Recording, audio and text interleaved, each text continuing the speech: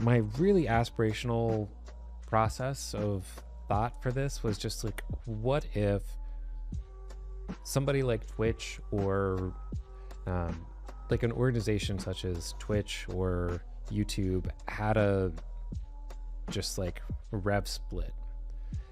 And it's like, hey, if you're going to refer to content that is either derivative or something of a specific brand or creator, then there's a direct attribution stage, and then combined with that, they just would split the revenue and say like, you know, for the first like 500k views or the first 500 whatever,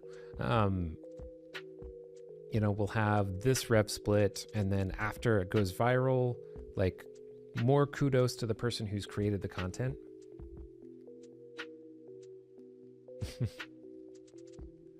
Yeah, but like after a certain point it flips and the rev split goes up for the creator, because at that point it's like, hey, look, hopefully there is a reward mechanism in place for creators for doing something. I mean, there's so many different ways that this example just doesn't really hold up without a whole bunch of qualifiers, because it's like, okay,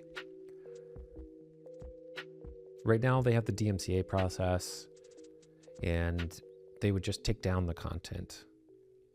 But you know, if we're trying to balance it out, we'd want to give them an incentive to allow the content. But it's like, you've got like this rev split, this forced license. I mean, Nintendo or somebody else would be like, I would rather just take all of the revenue. Kind of like what you're saying there, Inver. It's just like, yeah, Nintendo would absolutely want to take a larger portion. And, you know, from their eyes, it'd be a decision about, I would rather just close down this account and maybe spin up my own version of it, and then I get all of the revenue as opposed to a portion of it. And it still is probably going to be a derivative work, and so they've got a right to enforce it. I don't know. I've been playing around with it. I want to look at some way for... I mean, at the end of the day, it always comes down to smaller creators trying to find some version of an OGL, open source license, or some variation, some way to get a license.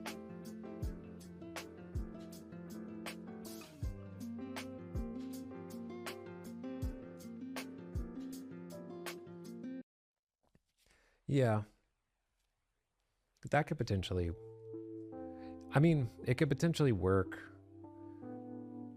The automation of the DMCA takedowns, it does cause problems, but yeah, I mean, well, I guess maybe the better term would be like the orc licensing from tabletop stuff, but yeah, maybe it really does just come down to a modification of the DMCA process. But I mean, I'm also just figuring how creators could still, I mean, anytime I talk to somebody and they're like, oh, I really just want to make fan content, I'm like, please, like, I get it, but you know, if you make your own stuff, then you don't have to worry about the brands trying to grab any of the money back. And it's just a very practical thought.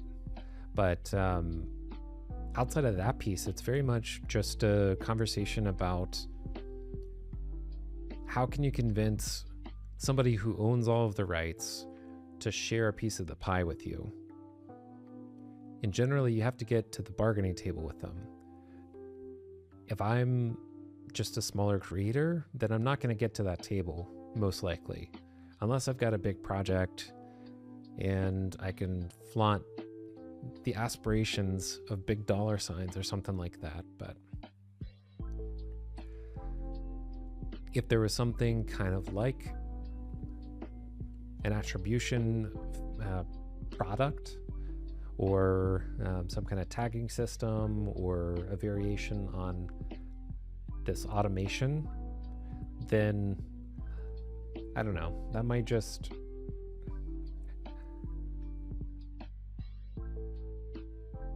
like it. In some ways I kind of get what the OGL or D&D, like the D&D model, like I kind of get what they were trying to do, you know? I mean, obviously it's very financially motivated, but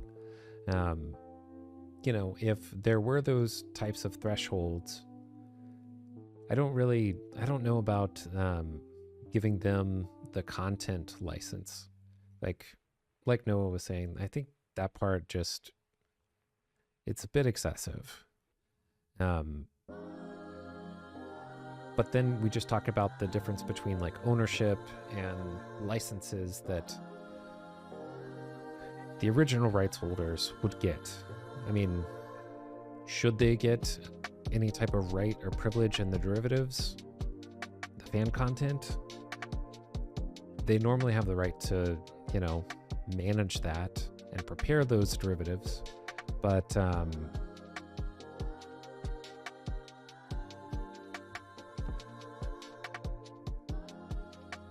yeah, I don't know. Anyway, food for thought. I could just go into a big stream of consciousness and probably ramble for the next 30 minutes to an hour or so.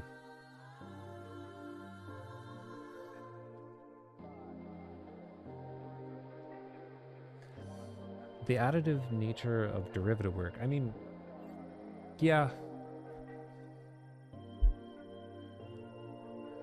I don't know if I've hit the specific point